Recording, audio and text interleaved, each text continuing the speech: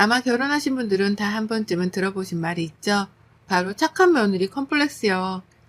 착한 며느리 컴플렉스 뜻은 저도 찾아보았는데 내가 사랑하는 사람의 부모님이기 때문에 잘 보이고 싶고 잘 해드리고 싶고 함께 행복하고 싶은 마음에서 시작된다고 해요.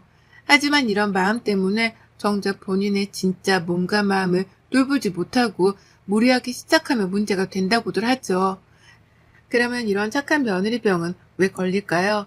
근본적인 원인을 살펴보자면 착한 아이 증후군과 비슷하다고 할 수 있다고 합니다. 보통 어린아이들에게 강력한 동기를 주고자 칭찬 스티커를 만들기도 하면서 착한 아이로서 행동을 독려하는 게 당연한 일이죠. 하지만 이것이 다 큰 성인이 되어서도 착하다는 칭찬과 이미지를 위해 자신의 욕망을 누르고 무리하는 행동을 착한 아이 증후군이라고 하는데 왜 우리 주변에도 어려운 부탁들도 흔쾌히 들어주는 친구들이나 동료들은 하나씩 있잖아요. 그래서 갈등을 피하기 위해 죄가 없는데도 사과를 하고 부탁을 쉽게 거절하지 못해 손해를 보고 부탁하지 않아도 칭찬을 위해 먼저 나서는 행위로 끊임없이 스스로를 구속하고 괴롭힌다고 해요. 지금 와서 생각해보면 저도 착한 며느리 컴플렉스가 있었던 건 아닐까 싶었습니다. 오늘의 제 사연에 진심을 담아 보내드리는데요. 저는 서울시 은평구에 살고 있는 36살 여자입니다. 결혼에 대한 생각이 딱히 없던 저는 그냥 좋은 사람이 생기면 결혼하고 아니면 혼자 살자라는 생각이 강했었어요.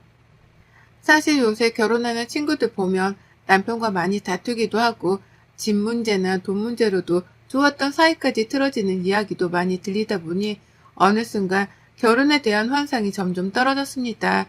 그러다 친구 결혼식에서 우연히 저희 남편을 만나게 되었죠. 친구 남편 회사 동료라는 남편이라 저랑은 같은 피로 현장에서 같이 앉게 되었고 서로 다 이야기를 하다 보니 참 재밌었어요. 그래서 친구랑 친구 남편은 신혼여행을 가고 저희는 마음 맞는 사람들만 모여서 술 한잔을 했거든요. 그렇게 만났던 만남이 저에게 결혼이라는 마음을 갖게 해주었고 제가 결혼 전부터 꿈꿔왔던 삶은 알콩달콩 남편과 또 토끼 같은 자식의 시부모님과는 딸처럼 서로 지내는 게 사실 꿈이었어요.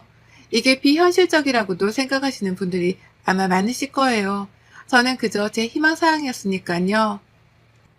순조롭게 결혼이 착착 진행되고 남편을 알아가면 알아갈수록 더 생각보다 마음이 깊은 사람이었어요. 집도 지금 살고 있는 곳이 있어 가정, 가구만 바꿔서 살기로 해서 딱히 결혼 준비를 하면서 다툴 일이 없었네요. 그래서 저희는 무탈하게 결혼식까지 끝냈죠. 근데 이때부터 저의 착한 며느리 컴플렉스는 시작되었던 것일까요? 남편의 시부모님은 정말 두 분 다 검소하시고 오랫동안 두 분이 교직 생활에 있던 분들이셨어요. 지금은 정년퇴직하고 함께 양평에 조그만한 전원주택을 얻어서 두 분이 사셨거든요. 그래서 처음에는 이 이야기를 듣고 정말 누구나 꿈꾸는 생활이 아닐까 싶더라고요. 실제로 두 분을 배웠을 때도 인자하신 모습에 정말 제가 꿈꾸던 생활이 이루어지고 있구나 라는 생각이 들었거든요. 저의 결혼 생활의 온도는 뜨겁지도 또 차갑지도 않은 딱 중간의 온도였어요. 서로 퇴근하며 소소한 일상을 나누고 그 일상 속에서 행복함을 또 꿈꾸고요. 주말에는 시댁에 내려가 늘 바쁘기도 했습니다. 근데 언제부터였을까요? 어머님이 저에게 은근슬쩍 어머님이 힘들어하는 문제들을 저에게 털어놓기 시작하시더라고요. 우선 남편에게 동생 저한테는 서방님이시죠? 계시는데 남편과는 정반대 성격이라 굉장히 사고도 많이 치고 다니셔서 부모님이 케어가 안 돼 저희 남편이 케어를 해야 한다고 하더라고요. 둘 다 나이차가 있는지라 서방님은 형님을 무서워한다고요. 근데 이번에 어머님이 갑자기 전화를 해와서 저에게 서방님 이야기를 해주시는 거예요. 민영아, 바쁘니? 아니요, 어머님, 무슨 일이세요? 아니, 이번에 준우가 또 사고를 쳤지 뭐니. 지금 춘성이한테도 말 못하고 아버지한테도 말을 못했구나. 이걸 어쩌면 좋니? 어머, 무슨 일인데 그러세요? 준우가 잘 다니는 회사에 문제가 있어서 어떤 동료를 때려서 합의금까지 주었는데도 그쪽에서 다른 회사 못 다니게 한다고 그러니 내가 이걸 어떻게 할 도리가 없지 않겠니? 아, 그럼 지금 합의금을 주신 거예요? 줬지. 근데 갑자기 밤에 전화 와서 너희 아버지한테는 잠깐 볼 일 있어 나간다고 하고 내가 거기까지 다녀왔단다. 근데 돈이 문제가 아니라 그 문제 때문에 압박을 넣어서 그런 건지 몰라도 취업이 안 되니 자기도 괴로워하더라고. 내가 알아보고 준우가 들어가면 당연히 너희 아버지가 알게 되는 건 시간 문제니까 내가 어찌할 도리가 없구나. 너한테 이런 부탁하는 게 미안해서 어쩌니? 아니에요, 어머님. 제가 그러면 서방님 일자리 좀 알아볼게요. 안 그래도 알아보면 좀 있을 것 같아요. 그래 줄래? 너무 고맙구나. 준성이한테는 꼭 말하지 말고 부탁이다. 네, 걱정 마세요. 그런 어머님의 부탁을 듣고 그래도 처음 하신 부탁이라 이곳저곳 서방님 일자리를 찾아다녔어요. 다행히도 회사 친한 동료가 자기 형이 조그맣게 마케팅 회사를 운영 중인데 괜찮으면 거기 어떠냐고 권해주더라고요. 그래서 서방님한테 이야기하고 이야기가 잘 돼 회사 동료 덕분에 취직하게 되었어요. 연봉은 다른 곳보다 아직 작은 곳이라 적기는 해도 복지가 굉장히 좋고 또 사람들이 다 착해서 잘 적응할 것 같다고 회사 동료가 말해주길래 제가 거하게 한턱 쏘겠다고 고맙다고 했죠. 그 뒤로 한 몇 달이 흘렀을까요? 다른 팀이던 회사 동료가 저를 부르더군요. 민영씨, 잠깐만. 아, 무슨 일이세요? 민영씨 그 서방님이란 분 어때? 저희 서방님이요? 저도 결혼할 때 보고 자주 못 마주치는데 그냥 평범한 분 같은데요. 아니, 내가 이런 말 해도 될지 모르겠는데, 민영씨네 서방님이란 분이 회사 동료한테 엄청 추근덕댔나봐.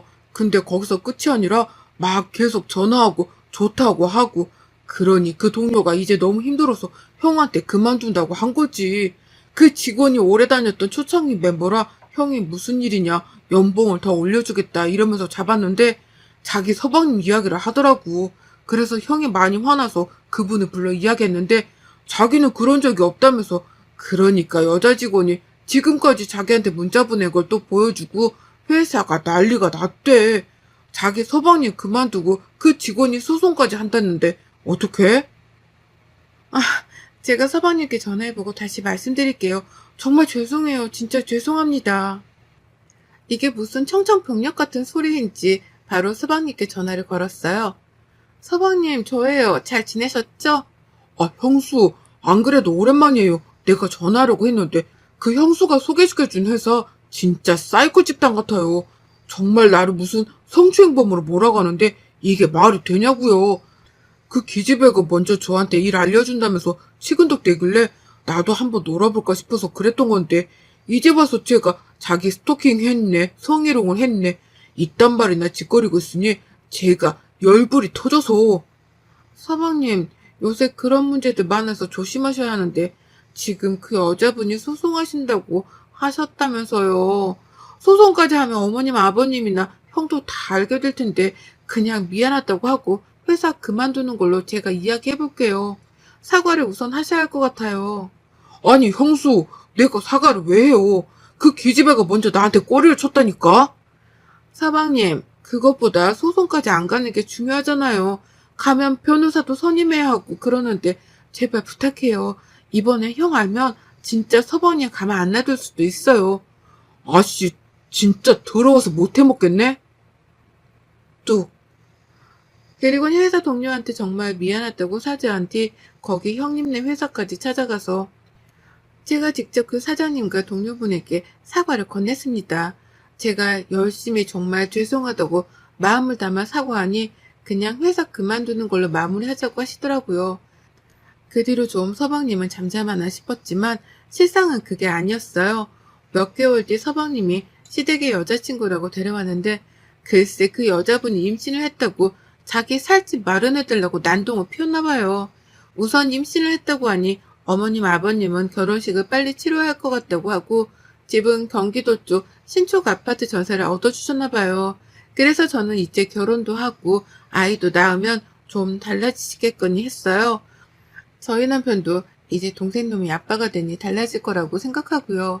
서방님도 스스로 자기가 아빠가 되니 이제 마음 잡고 일하고 와이프랑 자식 책임진다고 하니 시댁 식구들은 다들 이게 더 낫다면서 좋아하셨죠. 저도 물론 그랬고요. 그 뒤로 저희 집에 첫 손녀가 태어나고 저를 포함해서 시댁 가족들이 너무나 좋아했어요. 사모님도 가끔 보면 좀 철이 든 것 같기도 했고요. 또 저도 조카가 생기니 너무 예쁘더라고요. 아직 아이 생각은 없지만 정말 하나 꼭 낳고 싶다라는 생각이 들 정도로 아이가 너무 예뻤어요. 그렇게 이제 좀 서방님네도 잘 살려나 보다 싶었죠. 근데 갑자기 걸려오는 어머님의 전화에 저는 또 한 번 주저앉고 말았네요. 민영아, 지금 춘우네 준성이랑 빨리 가봐야겠다. 나도 올라가고 있는데, 아니 얘가 글쎄 며칠 전부터 전화도 안 받고 둘째 전화기도 꺼져 있고 한데 뭐 둘이 다투는지 어떡하냐. 제가 그이 깨워서 지금 저희도 가볼게요. 어머님 조심히 오세요. 하고는 서방님네로 가서 문을 두들기는데 아무런 기척이 없는 거예요. 몇 분 뒤에 문이 열려서 보는데 서방님도 아니고 동서도 아닌 다른 사람이 열어주는 거예요. 연락을 안 받은 이유를 알고 보니 서방님이랑 동서가 둘이 PC방에 가서 게임을 좀 1시간만 하고 온다고 애기 좀 봐달라고 자기 친구한테 부탁을 한 거예요. 친구가 둘 다 또 그러니 1시간만 봐줄 테니 갔다 오라고 했는데 그 뒤로 하루 동안 연락이 두절돼서 자기랑 아이랑 있었다고요. 근데 깜빡 잠들어서 초인종 소리를 못 들었다고요. 남편 화가 머리 끝까지 났고 시아버지 또한 당장 이 새끼 찾으라고 하고 집안이 발칵 뒤집혀졌어요. 조카는 하루 동안 씻지도 못하고 밥도 제대로 못 먹은 것 같더라고요. 친구가 분유를 타서 주려는데 자기도 이런 게 처음이라 뜨거워서 그런지 잘 안 먹어서 자기도 걱정했다고 하더라고요. 우선 고맙다고 친구한테 5만 원 쥐어주면서 택시라도 갈 때 타고 가라고 정말 미안하다고 했어요. 한사코 거절했지만 제가 너무 미안하다고 했죠. 그리고 집에 들어가 보니 집은 아기가 사는 집이 아닌 꼭 정말 돼지 우리같이 모든 것들이 엉망이었어요. 그날 저녁 동서랑 서방님이 집에 들어왔는데 저는 세상에 태어나서 저희 남편이 그렇게 화내는 걸 처음 본 것 같아요. 갑자기 서방님이 들어오시자마자 뺨을 후려치더라고요. 야, 너 진짜 이런 식으로 살려고 지금 부모님이 너네 집 해준 줄 알아? 어디서 뭐? PC방? 네가 진짜 미쳤구나. 그럴 거면 집을 나가. 그냥 나가서 뒤져 진짜. 이러면서 막 욕설을 퍼붓고 동수한테는 아기 엄마라는 사람이 어떻게 이럴 수가 있냐고 하고요.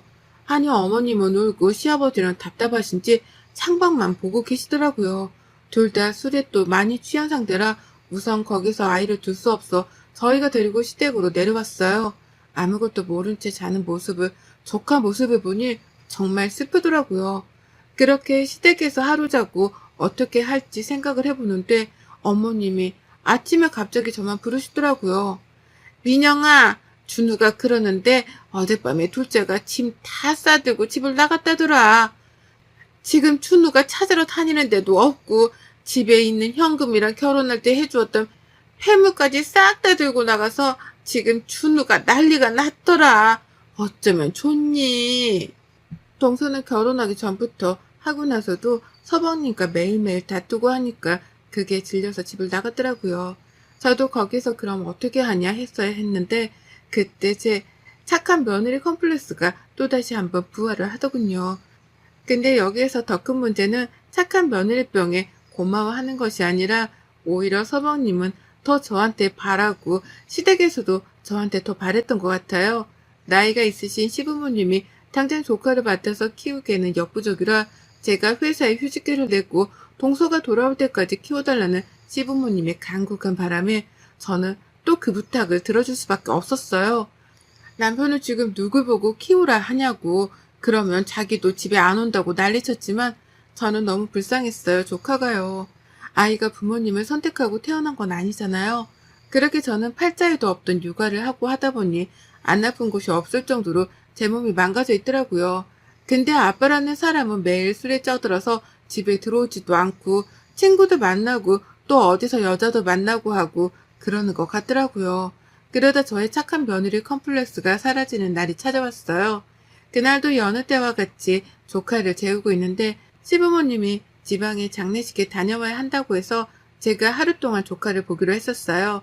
남편은 회사가 바빠 못 쉬어서 끝나고 시댁으로 내려오기로 했고요. 저희 집으로 조카를 데리고 오려고 하다가 그냥 있는 곳에 있는 게 더 나을 것 같아서 제가 내려왔거든요. 그렇게 조카를 케어하다 잠이 들어 새벽 한 2시쯤이더라고요. 남편이 회사가 너무 늦게 끝나서 이제 내려간다고 문자가 와 있길래 곧 오나 보다 하고 기다리는데 번호키 소리가 들리는 거예요. 그래서 아, 남편인가 보다 하고 방에서 나가려는데 서방님 소리가 나서 아, 서방님이 딸이 보고 싶어서 왔구나 하고 나가려는 순간 어떤 여자랑 있더라고요. 현관에서. 알고 보니 오늘 자기네 집에 엄마 아빠도 지방 가고 딸도 저희 집에 엄마 아빠가 데리고 갔겠지 싶어서 아무도 없겠다 하고 자기네 집으로 데리고 온 거겠죠. 순간 제가 소리를 지르니 서방님이 깜짝 놀라 저를 쳐다보더라고요. 그리고 정말 결혼하고 처음으로 그러면 안 되지만 그대로 서방님 뺨을 후려쳤어요. 죄송한데 지금 만나시는 분 얘기 아빠니까 딴 데 가서 알아보세요. 제가 택시 불러드릴 테니까 타고 집까지 가세요. 라고 하니 갑자기 정말 재수없다면서 나가더라고요. 서방님은 저에게 뭐 하는 짓이냐고 하길래 제가 한 대 더 후려쳤어요. 서방님, 제가 이런 말 하는 게 주제넘다 생각할 수도 있겠지만 저 더 이상 서방님 때문에 형이랑 못 살 것 같아요. 제가 이혼하는 건 서방님 때문이니 평생 후회하면서 사세요. 도대체 제가 언제까지 서방님 쫄따구 노릇이나 할 것 같아요? 지금 자기 와이프 도망가고 자기 딸은 형수랑 늙은 엄마가 보는데 부끄럽지도 않아서 지금 이러시는 거예요? 집에 아무도 없다 생각하고 여자 끌어들이고 그게 아빠가 할 행동이라고 진짜 생각해서 이러시는 거예요? 서방님이 이렇게 나오니 옛날에 회사에서 성추행으로 소송당할 뻔한 거 제가 진짜 빌고 빌어서 거기서 넘어간 거예요. 왜 그걸 모르고 지금 이딴 행동을 하세요? 그 뒤로 남편이 들어와서 남편에게도 더 이상 나 너네 집 노비 노릇은 못하겠다.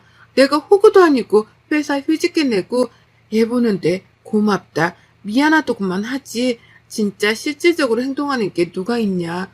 진짜 지긋지긋하다 너네 집. 이제 너랑 헤어지고 내 갈 길 가려고 하니 니네 집 일은 이제 네가 해라.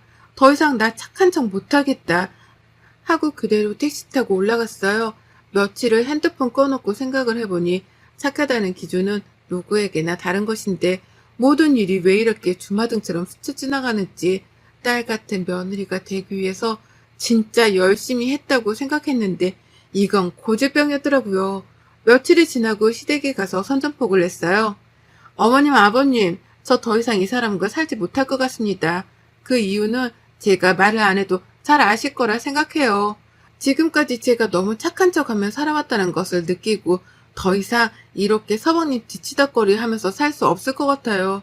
라고 다들 붙잡는데 그대로 나왔습니다. 정말 이혼 서류까지 쓰고 남편한테 서로 오래되지 않았으니 그냥 가지고 왔던 거 그대로 가지고 협의혼하자고요. 알아보니 저는 아이도 없어서 이혼하기가 굉장히 쉽더라고요. 결혼하는 시간은 참 오래 걸렸는데 이혼하는 시간까지는 서류만 내면 30분도 안 걸리니까요. 그동안 시어머니, 시아버지한테도 연락이 참 많이 왔는데 다 연락을 피했어요. 남편은 더 이상 붙잡는 건 자기의 욕심이라고 미안하다고 하더라고요.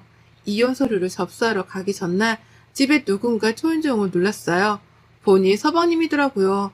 인터폰으로 하고 싶은 말도 없고 할 말도 없으니 돌아가라고 했지만 나올 때까지 기다린다고 하더군요. 1시간이 지나도 아직 있어 들어오라고 했어요. 무슨 일 때문에 왔냐? 더 이상 할 말이 없다. 그이랑도 이야기 다 끝낸 상태라고 했죠. 그랬더니 갑자기 저한테 서방님이 무릎을 꿇으시는 거예요. 정말 미안하고 죄송하고 자기가 지방 공장에 친구네 아빠가 사장님이셔서 친구 덕분에 거기서 일하려고 한다. 내가 아직 아이 키울 능력이 안 돼. 몇 년은 부모님 손을 빌려야겠지만 생활비 들이면서 주말마다 올라와서 아빠의 역할을 할 거고 더 이상 형이나 형수한테 패기치는 일이 없게 할 테니 우리 형아랑 제발 헤어지지 말라고. 그럼 우리 형은 평생 죄책감으로 혼자 살 거라고요.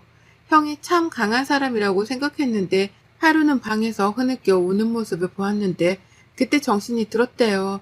자기가 더 힘들어하면 부모님이 더 힘들어하실 것 같고 형수님한테도 미안해서 잘 사는 척 하고 싶었던 것 같다고요. 그러면서 아이처럼 펑펑 울며 사과를 하는데 저는 그 말에 아무런 대답을 할 수가 없었습니다. 그리고 저는 그 다음날 이혼 서류를 접수하러 가지 않았어요. 시부모님도 무리한 부탁을 해서 미안하다고 사과하시면서 양평집은 비워두고 서방님이 일하는 쪽에 가서 같이 넷이 우선 살기로 했대요. 그러니 우리는 우리만 잘 살아달라고 정말 미안했다고 하시더라고요. 그 뒤로 서방님은 정말 마음을 다잡고 열심히 일하고 주말에는 아이 아빠로서 최선을 다하더라고요. 동서는 아이 때문에 연락이 왔다고 했는데 둘이 같이 살 것 같지는 않아요. 그냥 서로 엄마 아빠로서 최선을 다하자고 이야기하고 말았다고 하더라고요. 어머님 소식에는요. 어떻게 보면 고구마일 수도 있고 또 어떻게 보면 지금보다 더 나은 선택이라고 하시는 분들도 계실 텐데요. 제 사연을 끝으로 결혼은 사랑하는 사람과 행복하고 편안한 가정을 만들기 위해 하는 것이고 그러기 위해서는 참고 지내기보다 내가 먼저 행복하고 편안해야 한다는 걸 꼭 잊지 않으셨으면 해요. 저도 한 달에 한 번씩은 시댁에 갔다 오곤 해요. 착한 며느리에서 벗어나니 이제 좀 정말 제가 하고 싶은 대로 하게 되더군요. 여러분들은 착한 며느리 컴플렉스보다 꼭 자신만의 행복을 찾아서 결혼 생활을 하세요. 그래야 정말 행복하답니다. 여러분의 생각은 댓글로 남겨주세요. 오늘도 시청해 주셔서 정말 감사합니다.